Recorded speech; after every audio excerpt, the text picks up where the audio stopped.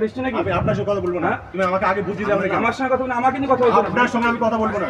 আমার যে আমার কমিটি এই আবুল কালাম কথা বলছি আপনার সঙ্গে বক্তা না। এখানে কি সভাপতি না? আরে ওরকম হচ্ছে কেন? এই আবুল কালাম আরে উনাকে স্টেজ থেকে সরান। ওরকম হচ্ছে কেন রে ভাই?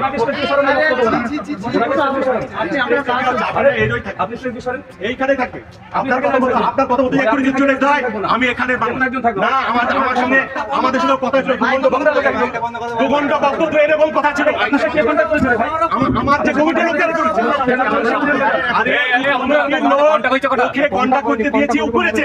আমাদেরকে বলেছে 2 ঘন্টা কথা বলবে। কথা বলো। কে কথা বলেছে? নোংরামি করছেন আপনি এখানে?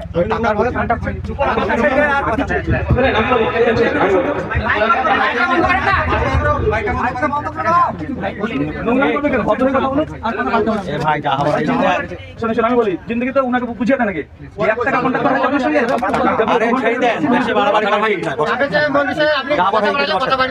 তাহলে ওয়াকে চুন না। একটা কথা ভুল হয়ে গেছে।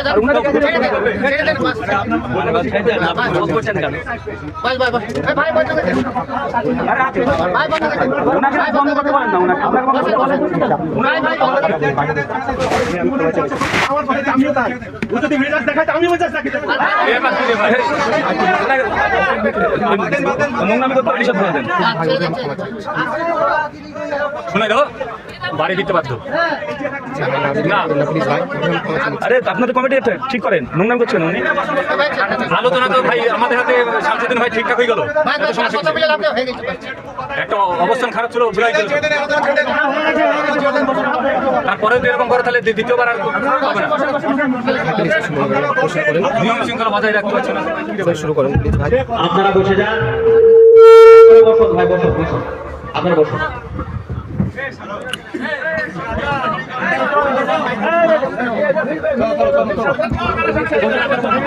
একটা থেকে বক্তব্য নিয়ে চলে আসবেন। একটার সাথে নিয়ে চলে আসবেন ভাই।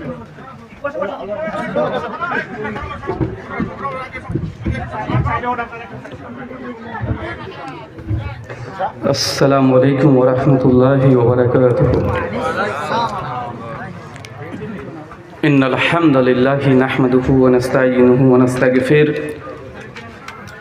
ওয়া নাউযু বিল্লাহি মিন শুরুরি আনফুসিনা ওয়া মিন সাইয়্যাতি আমালিনা মান ইয়াহদিহিল্লাহু ফালা মুদিল্লা লাহু ওয়া মান ইউদ্লিল ফালা হাদিয়া লাহু ওয়া নাশহাদু আল লা ইলাহা ইল্লাল্লাহু ওয়াহদাহু লা শারীকা লাহু ওয়া নাশহাদু আন্না মুহাম্মাদান আবদুহু ওয়া রাসূলুহু আম্মা বা'দ ফাইন্না খায়রাল হাদিসি কিতাবুল্লাহ ওয়া খায়রাল হাদী হাদী মুহাম্মদ সাল্লাল্লাহু আলাইহি ওয়াসাল্লাম ওয়া শাররাল উমুরি মুহদাসাতুহা ওয়া কুল্লু মুহদাসাতিন বিদআহ ওয়া কুল্লু বিদআতিন দালালা ওয়া কুল্লু দালালাতিন ফিন্নার। ওই লোকটা কথা বলছে কেন? গত এই স্টেজের মধ্যে কেন? বাইরে গিয়ে কথা বলেন। আবার আপনি কথা বলছেন এখানে। আমি আমার লোককে কথা বলছি। আরে স্টেজের মধ্যে কেন? বাইরে গিয়ে কথা বলেন। আমি এখানে কোরআন আয়াত পাঠ করছি না। আল্লাহ বলছে ওয়াইজা কুরিয়াল কোরআন ফাসতামিলু আনসাদু আল্লাকুম তুরহামুন। যখন কোরআন পাঠ করা হয় তখন তোমরা চুপ থাকো এবং শ্রবণ করো। সূরা আরাফ 4 নম্বর আয়াত। আর আপনি এখানে বসে আছেন কোরআন পড়ছেন, আপনি এখানে গল্প করে চলে যাচ্ছেন একের পর এক। আপনি বলছেন কেন? ওটা আমার অডিয়েন্স, আমি বলবো। আপনি স্টপ নিচে থাকেন। আপনি ভালো করে বলে দেন দিয়ে ফানসিতু, আপনি চুপ থাকেন। ওটা আমার স্টেজ, আমি বুঝে নিচ্ছি।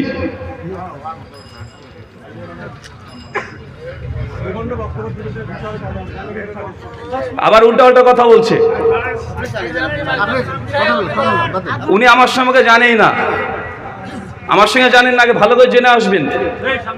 এখানে 1 টাকা কন্ট্যাক্ট করে আসিনি যে আপনার সঙ্গে কন্ট্যাক্ট করে এখানে এসেছি যে আপনাকে মানে টাইম মেনটেন করে দিতে হবে। আমার জীবদ্দশাতে 2 ঘন্টা বক্তব্য দিইনি, আর উনি জোর করে বললে হবে নাকি? কয়েক হাজার ইউটিউবে বক্তব্য মজুদ আছে। 1 ঘন্টা বক্তব্যের আমার বিষয় 1 ঘন্টাই হবে। প্রশ্নোত্তর হলে প্রশ্নোত্তর হয়। মঞ্চে আমাকে কন্ট্যাক্ট করে ধরে নিয়ে এসেছে 2 ঘন্টা আমাকে স্টেজ চালাতে হবে। ওই নোংরামিগুলো অন্য জায়গায় করবেন। আলোচনার শুরুতে যেহেতু একটু বিঘ্ন ঘটেছেন, আমি বলি আপনাদেরকে, দেখেন আমি কখনো এই যে দেখছেন না কন্ট্যাক্ট সিস্টেম আমার নাই, কিন্তু উনি যে আচরণ করেছিলেন বা ওনার চোখ মুখ বা কথা বলার যে মানে ভাষা শব্দ, এটা আমার হচ্ছে চরম অপছন্দ হয়েছে। আমি এই মুহূর্তে আপনার কাছে আসছি, আমি স্ত্রীকে হসপিটালে ভর্তি করে দিয়ে এখানে আসছি ডাইরেক্ট। আর এটা আমি দুপুরবেলা বলেছেন যে ভাই আমার আসতে একটু লেট হবে বলেছিলাম। আমি ভর্তি করে দিয়ে এসেছি এখানে, আমাকে আবার যেতে হবে, মানে প্রেগনেন্সি তার ডেলিভারি ডেট আছে আজকে রাত্রিতে, আল্লাহ যখন দেবে হবে। তো একটু কমিটি একটু হুশ করার দরকার আছে।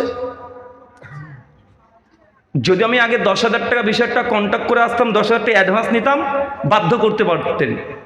আমার সঙ্গে জিন্দগিতে কোনো কন্ট্যাক্ট হয় না, ডেট চেয়েছেন ডেট দিয়ে দিই আমরা, কোনো বাধা ধরা নেই। মানুষের একটা অ্যাক্সিডেন্ট হতে পারে কি পারে না। যদি আজকে আমি না আসতাম যে ভাই আমি ওখানে থাকছি, যেহেতু কথা দিয়েছি, আমার বাপ মরলে এসে দেখা করে যেতাম 5 মিনিটের জন্য হলেও। আমি হচ্ছে এই কোয়ালিটির, যে বাপ যদি মারা যেত অন্ততপক্ষে আপনাদের এই মসজিদে এসে দেখা করে যেতাম যে এই যে ভাই আমি আসলাম, যেহেতু কথা দিয়েছি। কিন্তু এটা তো মানুষের বোঝা উচিত। 6 মাস 7 মাস আগে ডেটগুলো নেওয়া হয়, এখন 7 মাস পরে আমার তাকদিরে কী লেখা আছে এটাকে আমি জানি, কথা বলেন। যদি জানতাম তো নিঃসন্দেহে ডেট দিতাম না, কিন্তু আমি তো এটা করতে পারতাম যে আপনার প্রোগ্রামে আসলাম না, কি করতেন আপনার কিছু করতে পারতেন যে না আসতাম, যে ভাই আমি আসতে পারছি না, আমার বাড়িতে সমস্যা আছে। কিন্তু বলেওছি আমি একবার যে ভাইজান এরকম একটা প্রবলেম আছে, একটু আপনারা 9:30 দিকে আসার কথা, আমি অলরেডি 9:15 এসে গেছি। আগে মসজিদে কেন আটকে রাখবেন, তাহলে বসে কেন রাখবেন। আমি গাড়ি থেকে নেমে সরাসরি বলেছি, ভাইকে বলেছি যে আমাকে স্টেজে নিয়ে চলেন, 9:22 বাজে। তা আমার তো কোনো মিস্টেক নেই।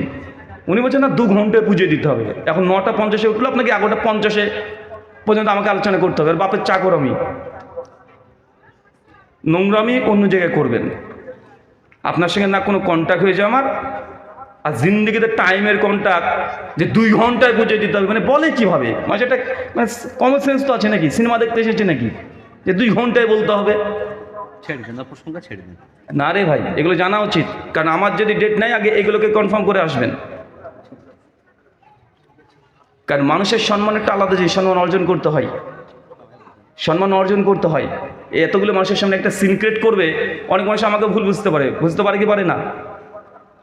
মানে আমি এখানে এসেছি, এটা যে শুকরিয়া আদায় করা দরকার, যে মৌলানা সাহেব মানে এই পরিস্থিতি আপনি এসেছেন, আপনাকে ধন্যবাদ দিই।